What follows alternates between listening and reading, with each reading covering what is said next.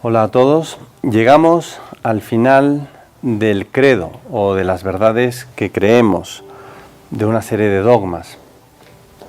Como ustedes sabrán, el credo termina diciendo: creo en la resurrección de los muertos y la vida del mundo futuro. Amén. Entonces, bueno, pues a ver qué tanto me tardo, pero quería dedicarle unos minutos a la resurrección y luego a lo que entendemos por la vida del mundo futuro. Entonces, con respecto a la resurrección, ciertamente hay que decir que es una verdad difícil de entender. El Papa Benedicto XVI reflexiona mucho acerca de la resurrección y dice: es algo que jamás hemos experimentado. Lo confesamos, que nuestro Señor Jesucristo resucitó de entre los muertos, pero ¿cómo funciona eso? Pues no lo sabemos bien a bien. Parece un hecho inverosímil, porque además lo que vemos ordinariamente en las noticias es la gente que se muere, y nunca es noticia: fulanito resucitó. Pues simple y sencillamente no sucede habitualmente. Y sin embargo, creemos en la resurrección de los muertos, no solo en la de Jesucristo. Creemos que en algún momento todas las personas que han muerto resucitarán. Para esto habría que, entrando en materia, habría que explicar en qué consiste concretamente la resurrección. Bien, pues la muerte es la separación del alma del cuerpo. Nosotros contamos con alma y cuerpo, de manera que la separación del alma y del cuerpo es la muerte, y la unión del alma y del cuerpo constituye la resurrección. Eso es concretamente lo que pasó con nuestro Señor Jesucristo. El Viernes Santo muere en la cruz, quiere decir que su alma se separa de su cuerpo y va a parar a un sepulcro. Lo que está claro es que se dieron cuenta de que no tenía vida. Lo que recibió la Santísima Virgen al pie de la cruz es el cuerpo muerto de su Hijo. Jesucristo murió realmente, no es una cosa aparente. Se separó su alma de su cuerpo. El domingo, nosotros contamos 3 días después, viernes, sábado y domingo, al tercer día, nuestro Señor sale del sepulcro habiendo resucitado. De manera que el cómo, ¿no?, de la resurrección, pues se explica técnicamente así: la unión del alma con el cuerpo. Otra parte del cómo, ¿no?, cómo resucitamos, pues resulta que el cuerpo ya no es el mismo, sino que resucitamos con un cuerpo glorioso. ¿Cuáles son las características del cuerpo glorioso? Pues es otra especie de misterio. No me voy a entretener, pero pues vemos en nuestro Señor que Él tiene un dominio perfecto sobre su cuerpo, que estando los discípulos encerrados en el cenáculo, de repente nuestro Señor, pues como si atravesara la pared, o sea, pues se aparece dentro. Cuando se les aparece a los discípulos camino de Emaús, platica con ellos toda la tarde, se hace noche, llegan a una posada y se quedan. Nuestro Señor empieza a hablarles de las Escrituras, se las explica, y ellos van un poco cayendo en la cuenta, y cuando nuestro Señor parte el pan, dice la Escritura que lo identifican. Es Jesús, y desaparece. Entonces, hay un dominio muy especial sobre el cuerpo que ahorita no tenemos, que podremos llegar a tener cuando también nosotros resucitemos con el cuerpo glorioso. Este ya no se enferma, por ejemplo, ya no es corrompible o ya no es susceptible de corrupción. De manera que el cómo es así: ¿cuándo resucitaremos, no? Otra pregunta por aquí: ¿cuándo resucitaremos? Pues para nosotros va a ser al final de los tiempos. ¿Por qué creemos que es así? Porque el que es cabeza del género humano resucitó.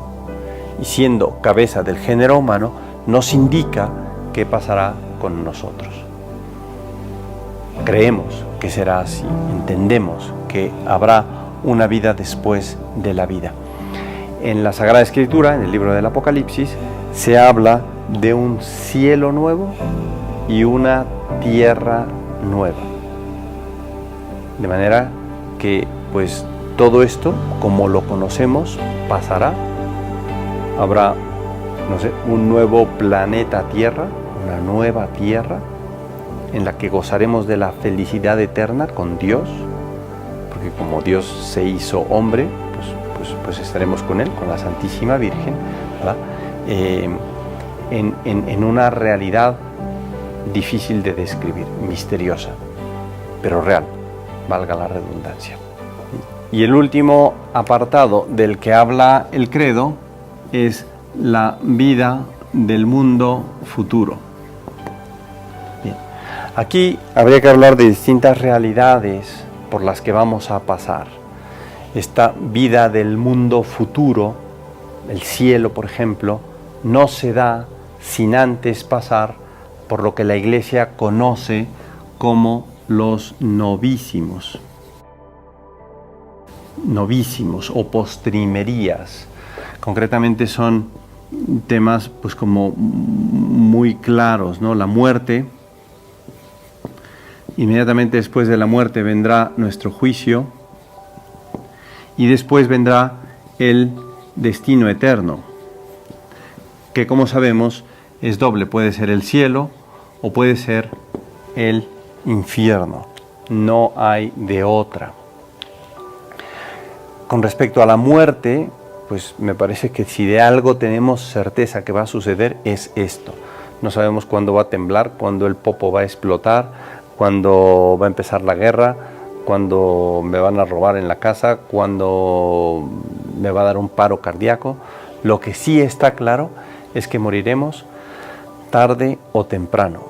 Es una realidad que, interesante, nos conecta con las primeras clases, es decir, con el pecado original, con el hecho de que Adán y Eva pecaron. Una vez que pecaron, el demonio les dijo, nuestro Señor les había dicho, el día que comas morirás. Comieron, pues vieron, pues no nos morimos.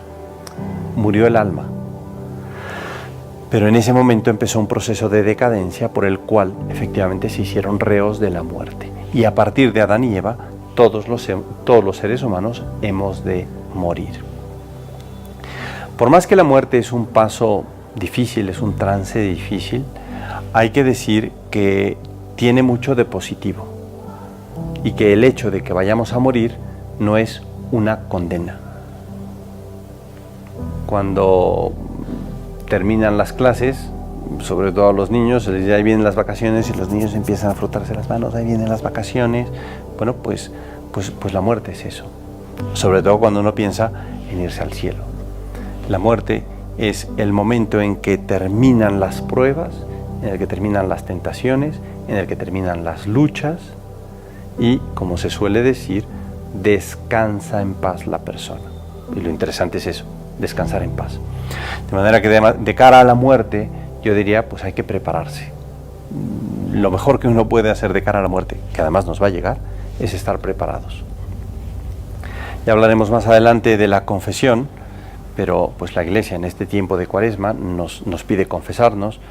¿Por qué? Pues para estar preparado, precisamente, ¿no?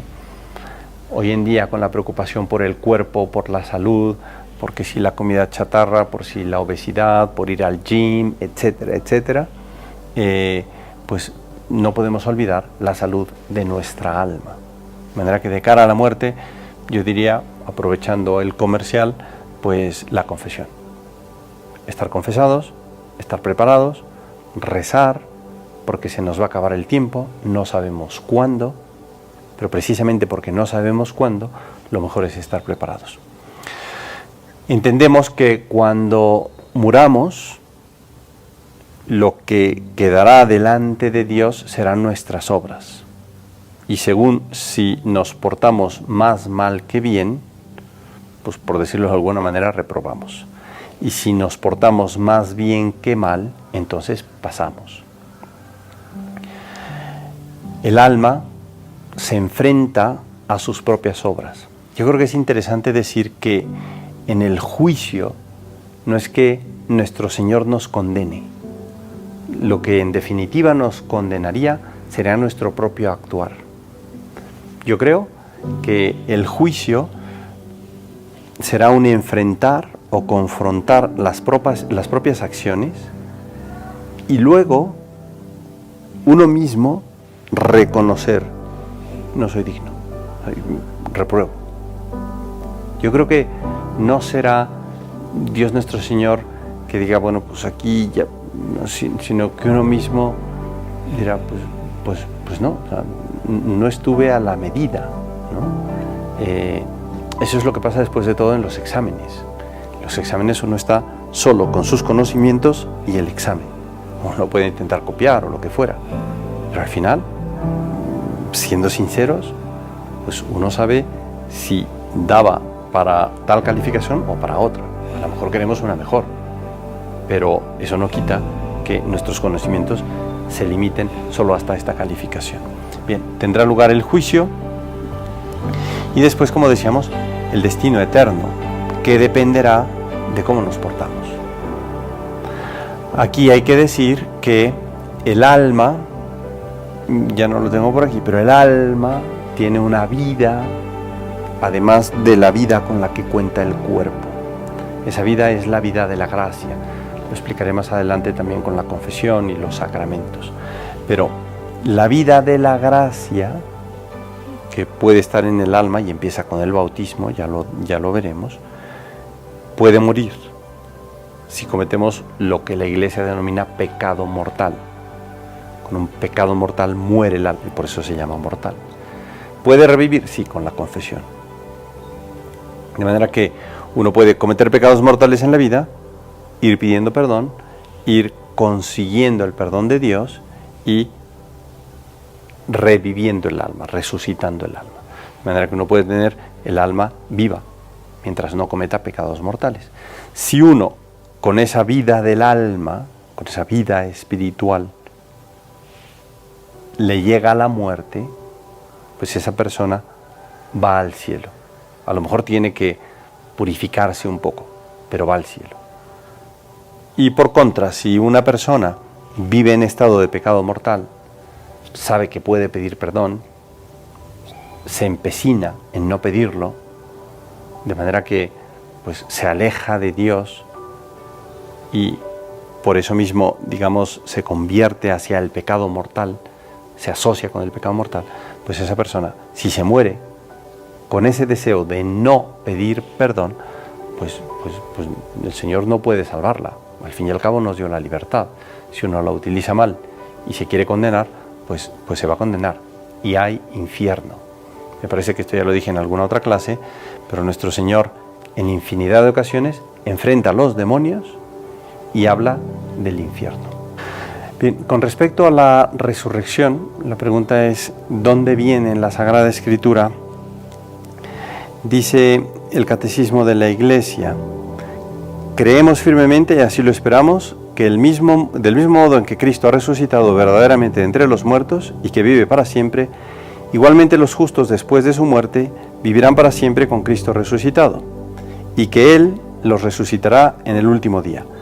Eso de que Él los resucitará en el último día está en el Evangelio de San Juan, capítulo 6, versículo 39 a 40. Pero además dice, si el Espíritu, esto es de San Pablo, si el Espíritu de aquel que resucitó a Jesús de entre los muertos habita en vosotros, aquel que resucitó a Jesús de entre los muertos dará también vida a vuestros cuerpos mortales por su Espíritu que habita en vosotros. Y eso está en la epístola de San Pablo a los Romanos, en la primera Tesalonicenses, en la primera epístola a los Corintios, la segunda epístola a los Corintios y la epístola a los Filipenses. San Pablo habla muchísimo de la resurrección de nuestro Señor porque él quiere probar que nuestro Señor es a quien debemos de seguir, y para probarlo se basa precisamente en este último dogma de la fe. Nuestro Señor resucitó y precisamente porque resucitó, nuestra fe tiene sentido. Dice, si no hubiera resucitado, vana sería nuestra fe. Y con respecto al juicio, También me remito al Catecismo de la Iglesia. Dice otro punto, el 1021. La muerte pone fin a la vida del hombre como tiempo abierto a la aceptación o rechazo de la gracia divina manifestada en Cristo. Eso está en la segunda epístola a Timoteo. El Nuevo Testamento habla del juicio principalmente en la perspectiva del encuentro final con Cristo en su segunda venida. Eso sería el juicio final. Pero, por otro lado, nuestro Señor habla del juicio personal. La parábola del pobre Lázaro, me entretendría mucho si hablara de esa parábola, está en el Evangelio de San Lucas, capítulo 16, uno que pues tenía banquetes suntuosos y el otro pobre pues se sentaba afuera de la casa, ¿no? Tenía llagas, los perros le lamían las llagas. Y dice nuestro Señor, murieron y uno fue al seno de Abraham y otro fue a un lugar de castigo. Ahí está implícito el hecho de que nuestro Señor juzga. La palabra de Cristo en la cruz al buen ladrón, ¿no? El ladrón pide perdón, ¿no? Acuérdate de mí cuando estés en tu reino. Nuestro Señor pues hace un juicio de si puede entrar o no puede entrar y lo aceptan. Yo te prometo que hoy mismo estarás conmigo en el paraíso. Bien, y luego el Catecismo cita otros textos del Nuevo Testamento de San Pablo, ¿no? Segunda epístola a los Corintios, Filipenses, Hebreos, hablan del último destino del alma. Pues me parece que es todo. Muchas gracias.